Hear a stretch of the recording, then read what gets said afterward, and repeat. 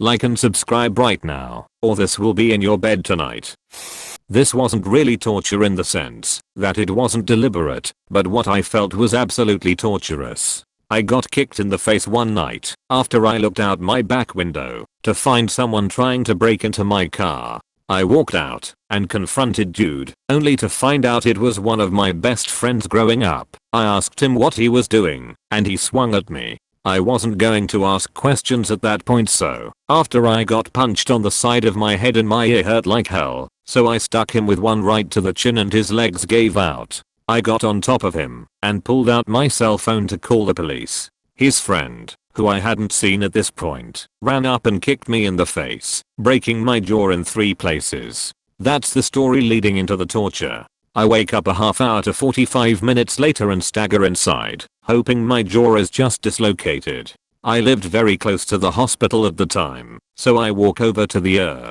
After having the ER doctor manipulate my jaw for what seemed like a day, he tells me it's most likely broken and that I'm going to need an MRI scan to make sure I don't have a brain bleed or anything else. What he failed to mention was the position I had to be in to have this scan done, laying on my stomach, chin on the table. I could literally hear the bones in my jaw grinding together for the whole 30 minutes I was in the machine. It was excruciating, and when I came out I had soaked through the front of my clothes with sweat. Finally I was out of there with some painkillers and a referral to an oral surgeon to have my jaw wired shut, which sounded terrifying, but with what I had just been through I could handle it. I was right, I could handle it, but while I was under anesthesia I awoke during wisdom tooth extraction. Oral surgeon said we might as well kill 2 birds with 1 stone. I couldn't move though. I was only able to blink, and I had a surgical napkin draped over my face. Now when you have a jaw broken in 3 places and are knocked out, the surgeon won't hesitate to use that broken jaw to his advantage during wisdom tooth extraction with the extra space it can provide him. When I woke up I heard and felt that familiar sensation of bones grinding with something completely new. My chin was touching my throat. My head was angled backward. The tears started immediately. I couldn't help it. I was still pretty incoherent, so the amount of time this was happening could have varied, but it was at least 15 minutes of the surgeon cutting out wisdom teeth and pressing my jaw into my throat. My reprieve came when the nurse saw the surgical napkin soaking up my tears. I'll never forget the look of shocked surprise when she lifted it. She immediately stopped the surgeon. "I love you, my goddess. Thank you, thank you, thank you," and got me put back under. I also awoke one more time while the surgeon was putting in the wires to hold my mouth closed. Agonizing, but not nearly as bad as the first time. All that, then 6 weeks of having my mouth wired closed. The first 3 nights after having the wires in was excruciating. My gums swelling to rid my mouth of this metal intruder and the wires occasionally shooting into the inside of my lips. I'm something that I'd call an experience addict. I like different kinda of extreme conditions, just to know how they feel like. Morphine, dengue fever and the bite of a redback for a couple of examples. So one day at my friend's summer cottage, the topic of waterboarding came up, and we concluded that it is fairly easy to set up. So an old t-shirt and a bucket of water later I decided to lay down and give it a go, just for shits and giggles. Being a somewhat of a pussy, I didn't want to have my hands tied up. In the end, I just wanted to see how it is, not spout out and confess a bunch of shit I haven't even done. I couldn't even get through 1 bucket of water. The sense of drowning is so overwhelming and immediate, and most of all inescapable. It truly is a horrifying torture method, and it is no wonder it is being rallied to be prohibited. All in all, 2/10 would not do again. Next, I'd like to go for water drop torture. The one where a droplet of water is dropped on one's forehead consecutively, but I reckon I wouldn't have the patience for it. So not torture on purpose, but God, it hurt. I was in Iraq on a deployment. This story isn't going where you think it is. When deployed you wear your boots pretty much all the time. After about 10 months over there I started getting an ingrown toenail on my big toe. I didn't want to stop going on patrols, so I toughed it up. Bad idea. It got infected, and I had to go get it removed. I went to the medics, showed them what was up, and they brought me back to remove the nail. Before they start, the medic informs me that they don't have any anesthetic for my toe in that particular medic center. She says she can get some from another medic tent, but it will take an hour or so, and then days, or we can do it without numbing you in a way that implied that was a normal thing. I, very foolishly, agreed to just go ahead and get it over with. I don't know if you know the process for removing a toenail, but don't worry, you're about to, and there is a good reason they normally use a numbing agent. The process starts by taking this tiny little spatula-shaped object and dig it under your nail to separate it from the mark bed. They push it all the way back to where the mole actually grows out of your toe. They run it under the entire nail to make sure it's separated. Next, they take small scissors and cut the nail all the way to the back, under the skin of the toe. Then, they take pliers, grab the nail and roll it from the inside to the outside.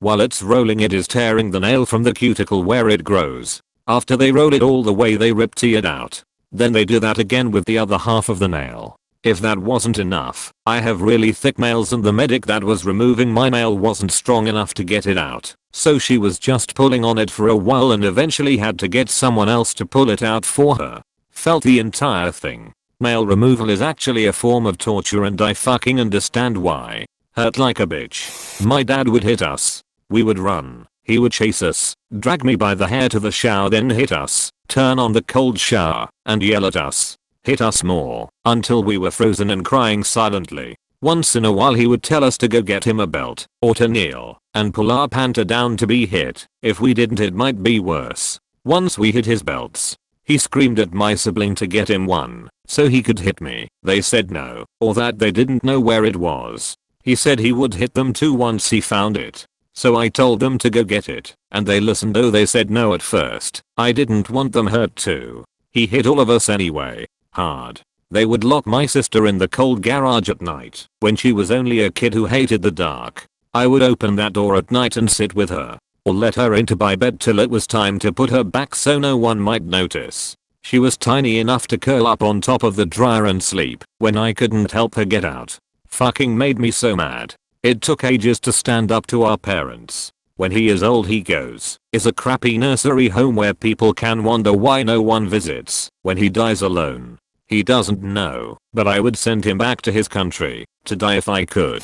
My boyfriend was a sadist. While I was concussed, and thus my memory and judgment severely impaired, he started to take advantage of me. He would enforce rules. If I made a sound, I would be beaten or whipped 5 to 20 times at the end of the session, depending on his mood. He would keep track, and it would usually culminate into a very severe beating at the end. He liked to electrically shock me, especially on my groin. A few times, he would tie me up, blindfold, gag me, and then he would sell me to others. It would usually end with me begging him to just beat me instead of selling me. Honestly, the list of terrible things he did to me goes on and on. It lasted for 6 months. I finally got away by switching schools, though I was switching schools for a different reason on the outside. I managed to get through the rest of high school and into college. I was an emotional wreck. I'm a pretty blunt person in general, so I became rather frank about my experiences. A lot of friends stopped talking to me after I gave a speech about it at my high school. They said I talked about my past too much. My programming kicked in. If you speak or make a sound, you'll be punished. And I stopped talking about it at all for a while. But I got new friends in college and eventually they found out what happened. They stayed with me through all my constant panic attacks, flashbacks, drunken episodes. I'm in my last year of college. Honestly, I look back, and it seems like a completely different life. While I still have the occasional episode, I have overall dealt with the trauma well. My psychologist says I have an overly logic nature, which actually greatly aided in my overall recovery. I have a boyfriend. We have taken things very slow. He knows everything. He's the best thing to happen to me. He's patient and never pushes or pressures me. It will always be a part of my life. But as time goes on, it will ever become smaller and smaller, and thus more insignificant. I have great friends and a boyfriend. I'm doing incredibly well in school and in my research. I'm grateful.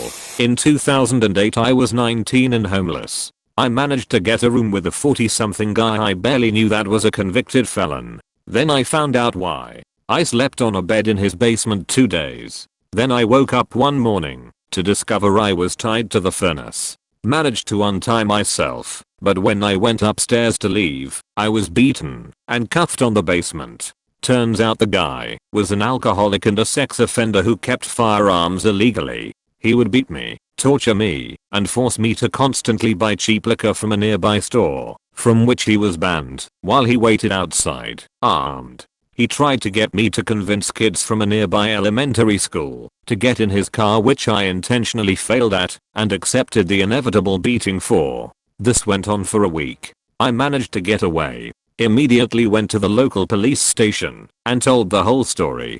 He was in jail for a few years.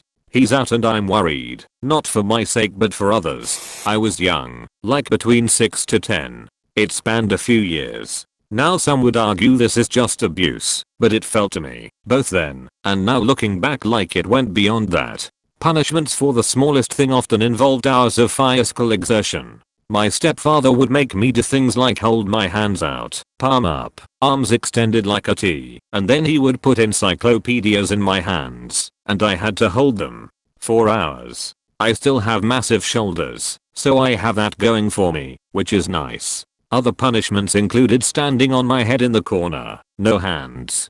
Push-ups, but instead of going up and down, go halfway down and hold it, again for hours. But the worst was he would lock me in the laundry room. Warm, wet. I lived in Georgia, so it never got cold. Water bugs, not unlike enormous cockroaches, would thrive in said environments. He would lock me in this room and turn the light off, which was on the outside of the room, just to hear me scream when the bugs came out. I still can't get near a bug without wigging out. I mean, objectively, certain bugs are cool. They can fuck off. Fortunately, he is no longer part of my life, but the years of abuse since him and after him, my mom picked winners, have left me with a few Pavlovian responses that send me into near panic attacks, especially as I'm waking up. The staccato of boots waking me up, for example, will freak me out. I can't be in the dark, especially outside, 25 years old, and I need a night light. Granted, it's better than it used to be, but still. Thanks for watching. Greaseball, like and comment. Subscribe. I love you.